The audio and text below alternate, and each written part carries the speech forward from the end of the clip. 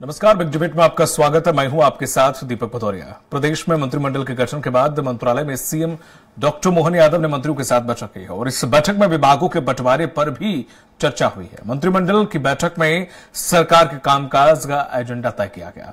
वहीं विभाग में हो रही देरी को लेकर फिलहाल कई सवाल खड़े हो रहे हैं। इसी पर चर्चा करें, सबसे पहले देख लेते हैं रिपोर्ट। विधानसभा चुनाव के बाद मध्य प्रदेश में चुनी गई मोहन सरकार अपने पूर्ण स्वरूप में आ चुकी है। अब शासकीय कामों को गति देने के लिए सरकार ने कैबिनेट बैठकें भी शुरू कर दी हैं। हालांकि मंत्रियों को अभी विभाग मिलने का इंतजार है। बताया जा रहा है कि 1-2 दिन में विभागों का बंटवारा भी किया जा सकता है। इधर वल्लभ भवन में मंत्री परिषद की बैठक आयोजित की गयी। कोई देरी नहीं हो रही है। हमारे यहाँ समय पर सारे निर्णय हो जाते हैं। अभी तो मंत्रिमंडल का विस्तार हुआ है, तो आप इसी प्रकार से 1-2 दिन बाद देखेंगे कि विभागों को बंटवारा भी हो गया। मंत्रिमंडल विस्तार के बाद ये पहली और मोहन सरकार के गठन के बाद ये दूसरी कैबिनेट बैठक है। इसमें मुख्यमंत्री डॉक्टर मोहन यादव के साथ ही 2 डिप्टी सीएम और सभी 28 मंत्री शामिल हुए। बैठक में मुख्यमंत्री ने सभी मंत्रियों के सामान्य संवाद किया। इसी के साथ ही विभागों को लेकर चर्चा की गई। मंत्री परिषद की बैठक में भारत सरकार की विकसित भारत संकल्प यात्रा को लेकर विशेष चर्चा की गई। मुख्यमंत्री ने यात्रा को लेकर सभी नव नियुक्त मंत्रियों को दिशा निर्देश दिए। इस विषय पर बताया गया कि यात्रा को लेकर बैठक में चर्चा की गई है। सभी मंत्रियों को अपने अपने क्षेत्र में प्रमुखता से इन यात्राओं में शामिल होना है। इन यात्राओं की अगवानी करनी है। इसी के साथ ही बैठक में अन्य कई प्रमुख एजेंडों पर भी बातचीत हुई है।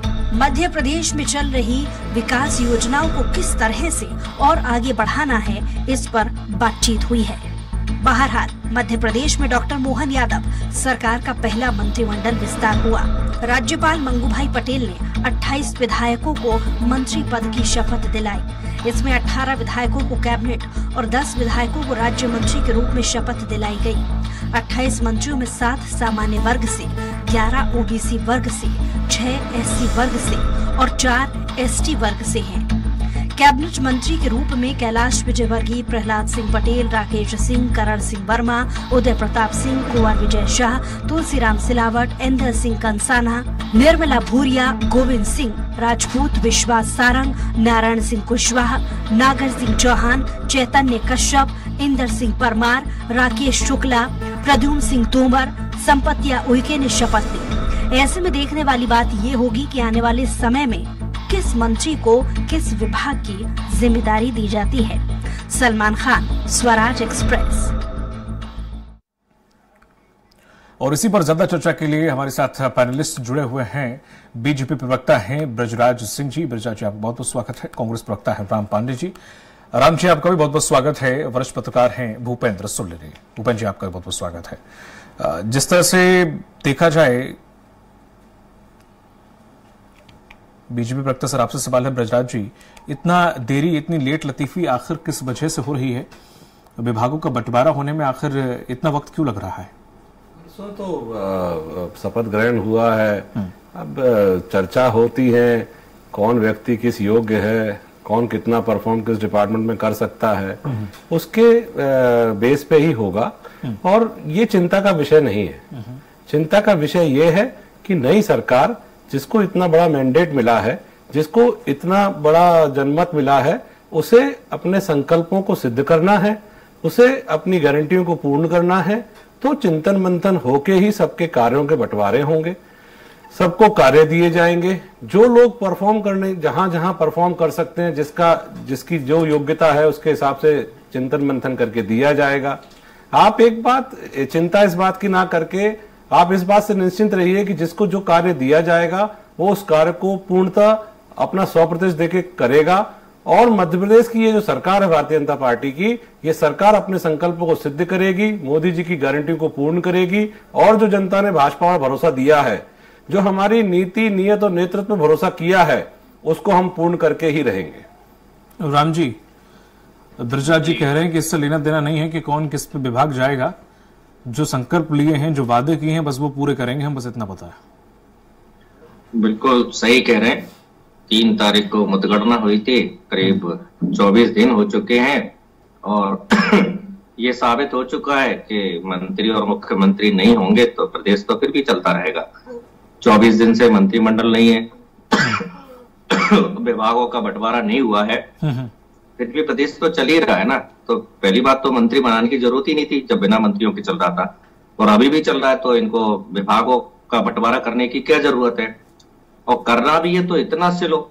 अब जो पार्टी 24 दिन में कौन मंत्री बनेगा, किस मंत्री के पास क्या विभाग रहेगा, ये डिसाइड नहीं कर पा रही है, तो वो प्रदेश को कैसे चलाएगी। हर बात के लिए दिल्ली फोन करना पड़ रहा है, हर बात के लिए दिल्ली भागना पड़ रहा है। मुख्यमंत्री बनने के लिए दिल्ली यात्राएं चल रही थी, अब मंत्रिमंडल का गठन हुआ तो दिल्ली यात्रा चल रही है। अब किसको क्या विभाग मिलेगा ये दिल्ली वाले बताएंगे, कितना कमीशन दिल्ली वाले खाएंगे वो दिल्ली वाले बताएंगे।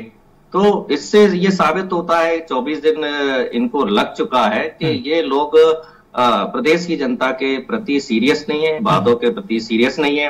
तेलंगाना में भी सरकार बनी, तुरंत वहां मुख्यमंत्री बने, और मुख्यमंत्री बनते ही सबसे पहले जो कांग्रेस ने गारंटी दी थी उनको पूरा किया गया, उन पर मुख्यमंत्री द्वारा साइन किया गया। यहाँ 14-15 दिन बाद मुख्यमंत्री बनते हैं और उसके बाद भी वो उस पेपर पर साइन नहीं करते हैं जो मोदी जी ने गारंटी दी थी।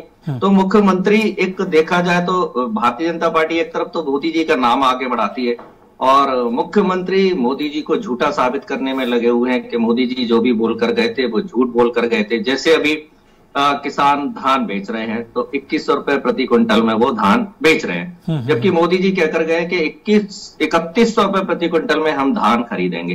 तो 1 क्विंटल पर किसानों को 1000 रुपए का नुकसान हो रहा है। उधर मोदी जी की भी साख पर असर आ रहा है।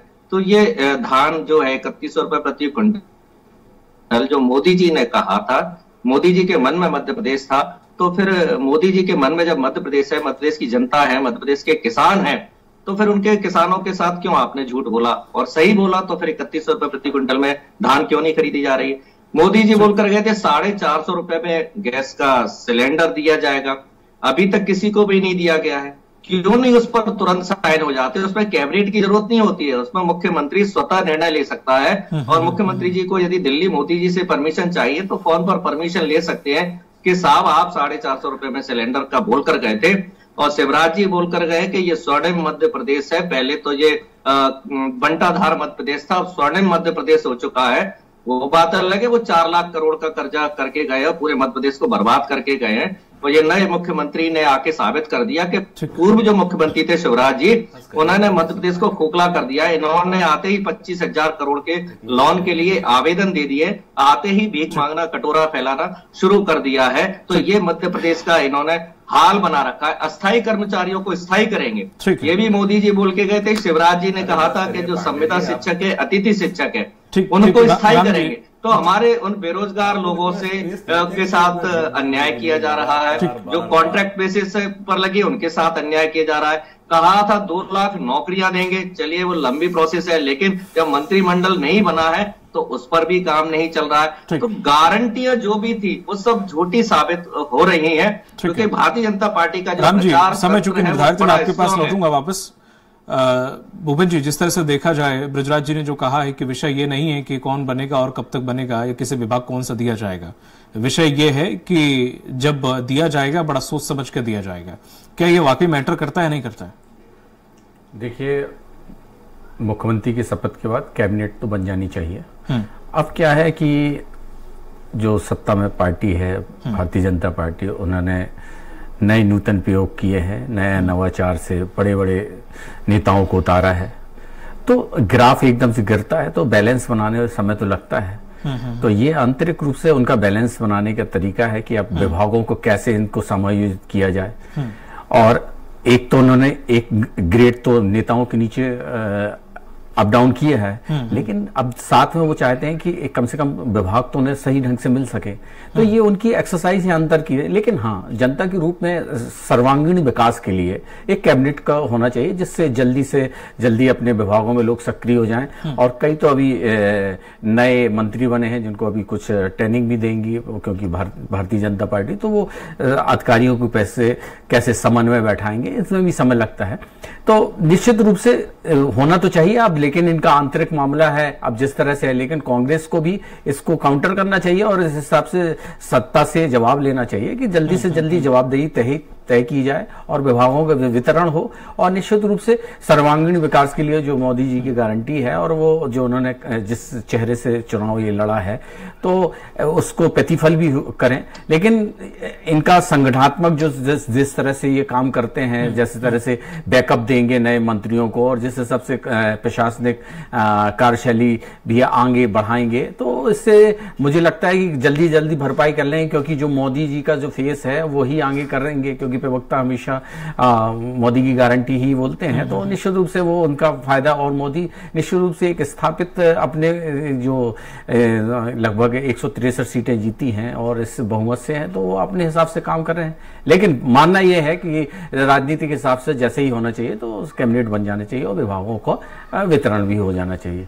मुझे लगता है एक आध दिन में शायद ये कंप्लीट भी हो जाएगा। ठीक है बृजराज जी, जिस तरह से अभी राम पांडे जी ने विपक्ष लगातार आरोप लगा रहा है कि हर चीज के लिए आप दिल्ली जाते हैं, हर चीज के लिए दिल्ली जाते हैं, वोट मध्य प्रदेश की जनता ने दिया है, प्रतिनिधि मध्य प्रदेश की जनता ने अपने लिए चुने हैं, जब दिल्ली का समय आएगा तब दिल्ली के लिए चुने जाएंगे, लेकिन अभी हर चीज दिल्ली से पूछ के होगी, चाहे वो मंत्रिमंडल में कौन शामिल होगा, विभाग किसे कौन सा दिया जाएगा, हर चीज दिल्ली से पूछ के हो रही है।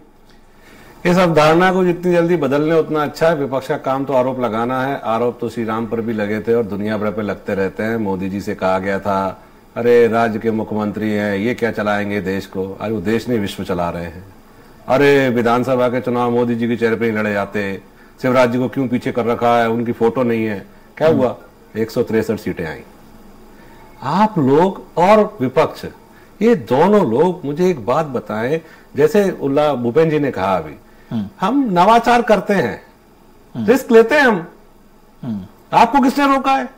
अरे हमारे विभाग नहीं बट रहे हैं, 23 साल से वो नहीं है, आओ सड़कों पर करो चक्का जाम, संगठन के नाम पे है क्या? जनता के भरोसे चुनाव लड़ रहे थे, जनता ने कह दिया हम वोट देंगे आपको, हम वोट देंगे आपको, नहीं मिले, जनता ने वोट नहीं दिए, मोदी की गारंटी भरोसा कर लिया। इसमें किसकी गलती है? हमारे पास संगठन है, नीति है, नियत है, नेतृत्व है, इस वजह से हम जीतते हैं। हमारे राष्ट्रीय अध्यक्ष जेपी नड्डा जी साफ कहते हैं we believe in the politics of delivery and we are delivering. हमने बहुत सारे ऐसे संकल्प हैं जो पूर्ण किए हैं केंद्र स्तर पर और राज्य स्तर पर। पांडे जी के पास में घिची पिटी 15-20 लाइनें हैं जिनको बार बार कहते हैं, भ्रष्टाचार, कमीशन, 80% और ये और वो और 2 लाख नौकरियां, 15 लाख रुपए, 20 करोड़ नौकरियां। अरे नौकरियां ही सब कुछ है क्या? 8 करोड़ की जनता पे 10 लाख सरकारी नौकरियां हैं। आज हम शिक्षा नीति के द्वारा लोगों को रोजगार उन्मुख बना रहे हैं, व्यापार करने के लिए आगे बढ़ा रहे हैं। 2014 में माननीय मोदी जी ने बहुत स्किल डेवलपमेंट के नाम पर एक पूरा कार्यक्रम चालू किया जिसका असर आज जमीन पर दिखने लगा है। हम यूपीआई लेके आए, आपके इंफ्रास्ट्रक्चर को मजबूत करके हमने यूपीआई इंप्लीमेंट की, आपने हमारा हंसी उड़ाई, मजाक उड़ाई। आप ही के नेता बोलते थे राम है ही नहीं, अस्तित्व ही नहीं है, आज उसी राम के दरवाजे पे जाके चौखट रगड़ रहे हैं। आपके नेता बोलते थे 370 नहीं हटा सकते, किसी की ताकत नहीं हटा सकती, हमने 370 हटा दी। अरे जनता हम पर विश्वास कर रही है, हम बार बार डिलीवरी दे रहे हैं। अब इंटरनल हमारे मैटर्स हैं, हम सोच समझ के कोई कार्य करते हैं, कोई प्लानिंग करते हैं, प्लानिंग करके उसको एग्जीक्यूट करते हैं तब डिलीवरी देते हैं। नहीं तो सर विपक्ष को बोलने का हक नहीं है क्या? हमने कहा मना किया साहब, अभी तो हम तो कह रहे हैं सड़क पर आ जाइए उनके पास। अरे वो मैं राम पांडे जी से बहस कर रहा हूं चुनाव प्रचार के टाइम से, वो यही सब आरोप लगाते रहते हैं। अरे आरोप है, लीजिए कोई साक्ष्य लेके जनता में जाइए, साक्ष्य लेके न्यायालय जाइए, साक्ष्य लेके सड़क पर उतरिए, जनता भरोसा करेगी आप पर। आप सिर्फ क्या करते हैं, यहां बैठ के बातें करते हैं कि ये ऐसे करते हैं, वैसे करते हैं, शिवराज जी की फोटो नहीं लगाई, शिवराज जी का नाम नहीं लिया, फलाना नहीं किया, ठिकाना नहीं किया। क्या हुआ, 163 सीटें आई। इनके एक बहुत कद्दावर नेता हैं जिनको आज की डेट में पार्टी ने साइडलाइन कर दिया है और बताया भी नहीं क्यों किया है। राज्यसभा सांसद है, नाम नहीं लूंगा। वो रोज सुबह उठते हैं, एक ट्वीट करते हैं ईवीएम के ऊपर, रोज एक ट्वीट कर रहे हैं, देख लीजिए। अरे मैं कहता हूं, चुनौती देता हूं राजा साहब आपको, इसको मुद्दा बनाइए, उतरिए सड़क पर, जमीन पर आइए, दूध का दूध पानी करवाइए, अन्यथा लोगों के दिमाग में मुगालते मत बनवाइए, लोगों के दिमाग में कंफ्यूजन मत पैदा करिए। इसी ईवीएम से आप हिमाचल जीतते हैं, कोई प्रॉब्लम नहीं है। इसी हिमाचल से आप कर्नाटक जीतते हैं, कोई प्रॉब्लम नहीं है। इसी से तेलंगाना जीतते हैं, कोई प्रॉब्लम नहीं है। भैया क्यों जनता को कंफ्यूज कर रहे हो? क्यों एक अच्छी व्यवस्था जो जमा ली है, जिसपे हम देश में, हम डेमोक्रेसी में हम ठोक के कहते हैं कि शाम को 5-6 बजे तक रिजल्ट आ जाते हैं, बैलेट पेपर के रिजल्ट 15-15 दिन तक नहीं आते हैं यूएस में, तो क्यों इस व्यवस्था को वो करने की प्रयास कर रहे हैं? इन्होंने कर्नाटक की बात की, तेलंगाना की बात की कि तेलंगाना में हमने आते ही साइन कर दिए। अरे ये साइन कर दिए दिखावे के काम है। ठीक है, ठीक है ब्रजराज जी। एक छोटी चीज, आज कर्नाटक के अंदर जो इन्होंने गारंटियां दी थी, उन गारंटियों की हाय तौबा मची हुई है। बिजली नहीं है, पानी नहीं है, लड़ाई चल रही है बसों के अंदर। ठीक है, अरे भाई समय दीजिए, जनता के सामने होगा, और अगर हम फेल होंगे तो उसका रिजल्ट भी हम ही भुगतेंगे। नहीं तो खबर ये निकल कर है कि अंतर कलह काफी ज्यादा है। ये समझ में नहीं आ रही कि सिंधिया गुट को इतने विभाग दें, इसके इतने विभाग दें, इसे मलाईदार विभाग दें। मुद्दा मलाईदार विभाग का भी आ रहा बड़ा निकल कर कि वो कैसे कैसे थमाए जाएं। दीपक जी, भारतीय जनता पार्टी में मलाईदार विभाग, ये विभाग, वो विभाग, आपने अगर गौर नहीं किया हो, पांडे जी ने गौर नहीं किया हो, या भूपेंद्र भाई ने, हमने एक 20 साल की स्थापित व्यवस्था को इतनी आसानी से बदल दिया और एक चूं करके आवाज नहीं निकली कहीं से। आप ये समझिए, ये हमारे संगठन की शक्ति है, ये हमारे संगठन का अनुशासन है।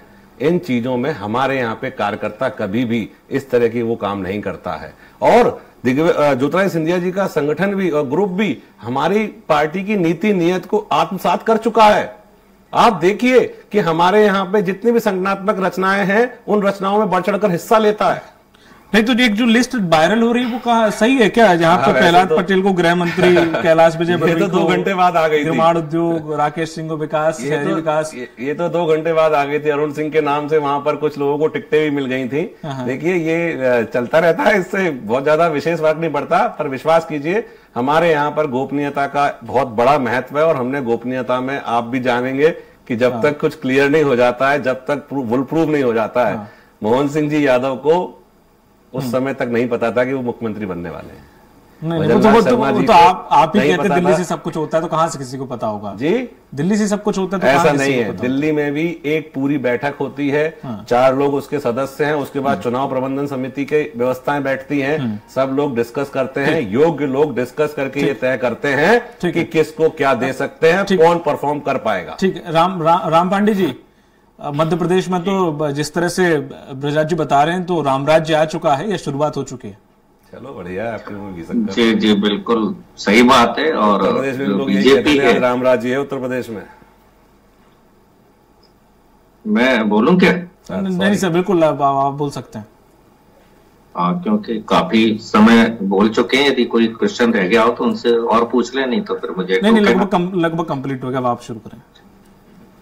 हाँ, तो जो ब्रजराज जी या जो बीजेपी है, हम इस बात को तो मानते हैं कि उनके पास संसाधन है, पैसा है, मीडिया है, तमाम तरह के लोग हैं जो झूठ बोलते हैं और झूठ को सच में परिवर्तित कर देते हैं। और हम इस बात की को जरूर मानते हैं कि हम सच बोलते हैं, सच पर बात करते हैं, सत्य पर बात करते हैं, न्याय पर बात करते हैं, लेकिन हम अपना सच जनता तक नहीं पहुंचा पाते हैं, क्योंकि हमारे पास न संसाधन है, न पैसा है, न मीडिया है, न पुलिस है, न प्रशासन है, न ईडी है, न सीबीआई है, न इनकम टैक्स है। आपको एक बात बताऊं, अन्ना हजारे ने जब दिल्ली में आंदोलन किया था, कांग्रेस की सरकार थी, 10, 20, 25, 50 हजार लोग दिल्ली में इकट्ठे होते थे, लेकिन अन्ना हजारे की बात 125 करोड़ लोगों तक पहुंचती थी।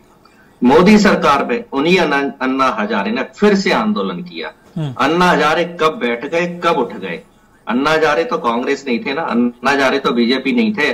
2014 के पहले उन्हीं अन्ना हजारे की आवाज 125 करोड़ तक लोगों को तक पहुंचती है। 2014 के बाद उन्हीं अन्ना हजारे की आवाज 25,000 लोगों तक भी नहीं पहुंचती है। रामदेव जब दिल्ली में आंदोलन करते हैं तो आवाज 125 करोड़ तक लोगों तक पहुंचती है। आज रामदेव को पता है कि 25 लोगों तक भी आवाज नहीं पहुंचेगी, तो रामदेव भी आंदोलन करने की हिम्मत नहीं करते। सड़क पर आने की बात है, राहुल गांधी जी ने 4000 किलोमीटर की पैदल यात्रा की थी, 6000 किलोमीटर की वो फिर कर रहे हैं। तो हमारे पास पैसा नहीं था, संसाधन नहीं थे, जितना हो सकता था कांग्रेस कार्यकर्ताओं ने देश को बताने की कोशिश की कि भारत जोड़ो यात्रा चल रही है राहुल गांधी जी की। लेकिन जो मेन मीडिया है उसने यात्रा बताई नहीं, ये बताया तो पाकिस्तान जिंदाबाद के नारे लगे, पाकिस्तान समर्थक नारे लगे, उस यात्रा को भी बदनाम करने की कोशिश की गई। आज हम महंगाई के विरोध में भी आंदोलन करते हैं तो ये बताया जाता है कि ये देश के अगेंस्ट में है, ये महंगाई के विरोध में आंदोलन कर रहे हैं। या तो हमारी खबरें छापी नहीं जाती है और बताई जाती है तो नकारात्मक। हमारा कोई कार्यक्रम होता है, कांग्रेस में गुटबाजी हुई, कांग्रेस में लड़ाई हुई, ये कभी नहीं बताया जाता है कि कांग्रेस में मीटिंग हुई और ये डिस्कस निकले। अब ये कहते हैं कि कांग्रेस को सवाल नहीं पूछना चाहिए। अब सवाल पूछने पर तो प्रतिबंध लगाई जा रहा है, सवाल ना पूछे जाए इसलिए ईडी है, सवाल ना पूछे जाए इसलिए संसद से निष्कासित कर दिया जाता है, सवाल ना पूछे जाए इसलिए विधानसभा से निष्कासित कर दिया जाता है। हमारी महिलाओं के साथ बलात्कार करते हैं भारतीय जनता पार्टी के सांसद, विधायक, केंद्रीय मंत्री। हम सवाल पूछते हैं तो संसद से निष्कासित कर दिया जाता है।